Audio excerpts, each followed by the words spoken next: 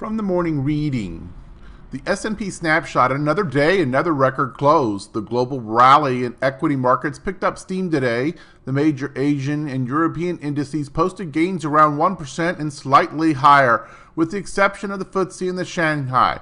Our benchmark S&P 500 opened in the green and rose to its 0.77% intraday high about 45 minutes into the session. It then slowly gave up about half its gain by its afternoon low around the end of the lunch hour. But the trend then reversed and the index closed the session with a 0.53% advance. The S&P 500 has posted gains for 10 of the last 12 sessions, the last 4 being record highs. The yield on the 10-year note rose 5 basis points to close at 1.53%. Also from the morning reading, another new all-time high. Dallas flies, JPM cashes in, Yum tastes good, BLK Black Thursday. 7 of 9 sectors moved higher on Thursday. XLF, XLB, and XLI were the strongest sectors, while XLU was the weakest sector. Oil futures rose 38 cents to close at 45.49. Breadth weakened compared to the prior day as decliners led 1708 to 1305, and the New York Stock Exchange had led 1381 to 1196 on the NASDAQ. Hello, this is Stephen Harris, a head trader from Falcon Global, where we model best practices for investors, traders, and day traders from entry to exit every trading day. In this daily video, I'll provide my opinion and insights of current market trends, market timing, volatility, and hedge risk levels for the upcoming day for the key U.S. financial markets. It is 6:30 a.m. Mountain Time, and I'm recording this in preparation for the market day of July the 15th, 2016. Full disclaimers are at the end of the video, but be aware that this is for educational purposes only, and only you are responsible for the investing and trading decisions that you make.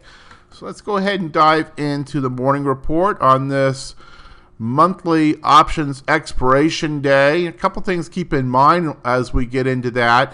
OpX can often have its own kind of particular set of characteristics. There can be some volume, and yet that volume isn't necessarily about taking bullish or bearish positions so much as just closing and rolling positions. So things can happen on OpX days, but you just want to kind of keep that in mind. Whether you trade options or not, it will affect you.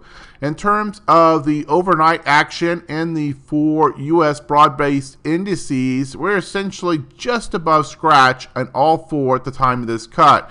Crude oil's up about 1/3%, Euro's up just above scratch, bonds down just below scratch, and gold up just above scratch. Not much going on in overseas action either. China just barely above scratch, Hong Kong up about 0.5%, Japan up about 2/3%, Germany and United Kingdom are down just below scratch. In terms of macroeconomic reports for today in the United States, we do have some. There's CPI, core retail sales, Empire State Manufacturing, capacity utilization rate, industrial production. So a lot of kind of core economic activity coming in today that should feed the fan, as it were. In terms of current volatility conditions, as you would expect, things are continue to get very, very low, especially after you get 4 record high closes. So the short-term VIX is below 11.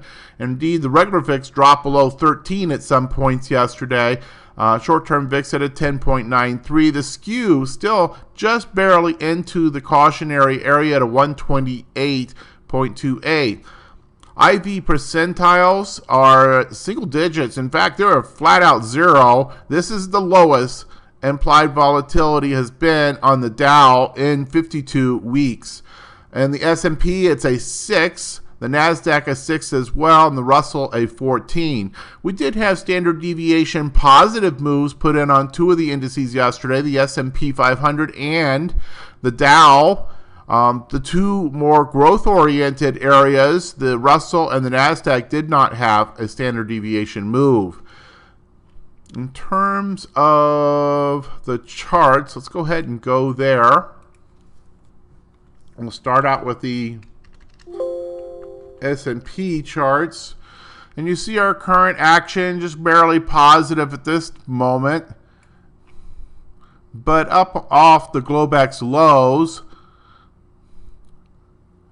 And right now, this just continues to add to the breakout. We're really not much more to say about that. It's adding to the breakout. We should at some point have some exhaustion and a little bit of a retracement. Now, the retracement, that's going to be the big question mark we have in our heads.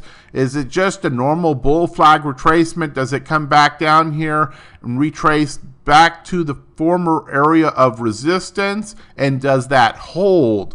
That is the primary question. We don't want to see this deteriorate back into the old range and invalidate the breakout. The Dow breakout, even perhaps stronger and more pronounced. So nothing really concerning about that chart at this time. NASDAQ, of course, has to play catch up, but it has had a clear breakout of its diagonal breakout, and it's also seemingly adding to the breakout. Looking for some evidence that the breakout might be losing some momentum, but it's not terribly obvious at looking at the NASDAQ chart.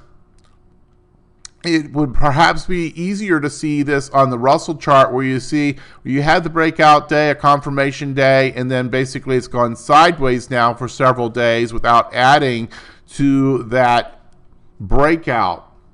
In terms of crude oil continues to kind of look like it's in this downward channel or potential wedge formation. Not yet clear whether it's a channel or a wedge. We'll have to get some more days, more data in here. It is in the cloud, and that is of note, both in terms of a consolidation in this channel or this wedge, largely sideways with a slight drift to the downside, but it's also in the cloud, and that tells us that it is ultimately neutral. So not a supporting element to equities at this point. In terms of gold has been pulling back, and that is in effect supportive of the equity breakout. And then we look at bonds. Bonds also been pulling back, and we've started to see a little bit more evidence of these stubs, the staples. Let's take a look at that. Staples not so much. Staples still holding up. XLU though has been pulling back. Bonds have been pulling back, and let's see, what's the telecom, the one that I can never remember the signal to.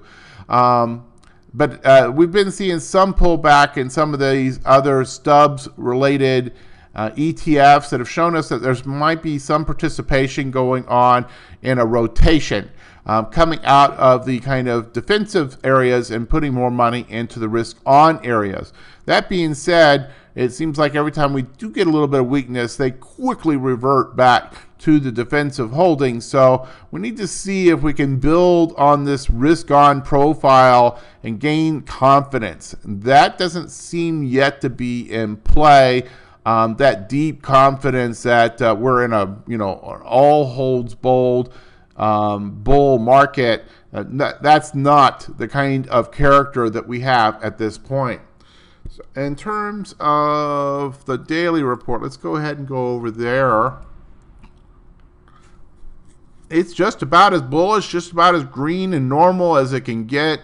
Intermediate term phase opinion, market phase 2, trend reversal, the break of diagonal, and now horizontal resistance. Our three market timing signals: the first one from IBD, confirmed uptrend; the second one from GMI index, a perfect 6 out of 6 with the buy signal in place since July the 1st; and the third with the only fly in the ointment coming from the decision point scoreboard.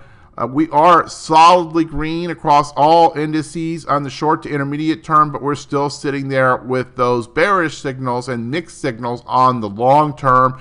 That's the only thing that's kind of messing us up at this point from having what we would consider a healthy bull market. Position sizing opinions from both models at 100%. Intermediate term market posture, severely strong bull, supported with a bullish sentiment line. It just can't get much stronger than this. They're all up over 90 now. And as long as they stay over 80, whether they're pointed up or down, as long as they stay over 80, it will still be in this severely strong bull category. Strength of the trend, is also very strong. Hedge warning status, level 0 plus. We dropped to this level yesterday, and that 0 plus means normal with some cautionary aspects. Primarily, that cautionary aspect is this long-term signal, mixed signals that we're getting from one of our market timing mechanical systems. In terms of strategy opinions, no change from yesterday. Continue to look for opportunities to add bullish exposure, more bullish deltas to your portfolio. But you want to do that a little at a time and kind of pile on as you feel increasing confidence that this bull market is confirming. If we do get a pullback to test that area of former resistance, that could be a great opportunity to sell puts or put spreads, especially in those more aggressive setups. Perhaps selling put spreads or puts in those more aggressive covered call setups that you'd like to have. But that being said, you should start looking at having a little bit more exposure in that further out of the money and the more high beta positions as you gain confidence in this move. Now, obviously, if we get new information, if we break down below about 2100 on the S&P futures chart, then that would be a cause to become more defensive again. Until then, the stance really needs to be bullish until proven otherwise. When we look at the volatility-based area, we still have just these two kind of weak warnings. The volatility ratio warning has fired in that it's in the over area, but it's not actually, well, I say it fired. It's in the area to where it's ready to fire. It has not actually fired. So its position, think of it as if it was a gun. It's got the safety lock, has been taken off. It's ready to fire, but it has not yet fired. Skew just above the warning threshold, so it's at its lowest possible warning level. And then in trend base, there are no warnings, and intermediate intermarket risk aversion indicators, everything is risk on. In terms of sentiment, we have a low level risk. In terms of stock short-term and medium-term, note that the bonds and golds, that risk from the sentiment side has scrubbed off with the recent reversals. We do have several ETFs that are very, very high sentiment levels right now, so watch for potential reversal patterns in mining, high yield, silver, investment grade bonds, retail, and healthcare ETFs. And our fear and greed index from CNN Money, note how high this is getting. Again, very, very extreme sentiment being shown in this particular indicator. Bottom line, though, was what you do is you watch for potential reversal patterns. These things can remain high for extended periods of time. In terms of the sector percent change, the only change from yesterday and its sea of green was utilities with its pullback dropped and the short to intermediate term to neutral. In terms of percent change, you see, indeed, utilities was the only one that was negative yesterday. Everything else was positive. And the higher beta areas were the most strongly positive, but nothing particularly robust. But if you look at the 5-day, the 1 month, the 3-month returns, I mean, it's been a long time since we've been able to look at these high beta areas and see green across 4 different consecutive time frames.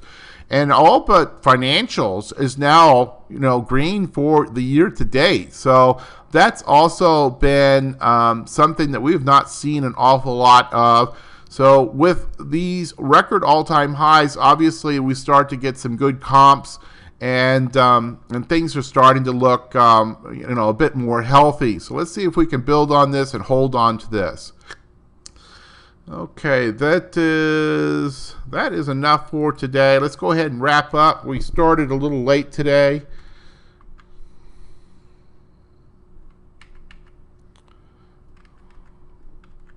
And I'm pushing the wrong button. There we go. Disclaimers, as always, hit the pause button if you need more time to review the disclaimers. Also note at the bottom, you see the hyperlink for the full set of disclosures. We'll see you back here for Monday's market preview session from Falcon Global. In the meantime, manage that risk and good trading.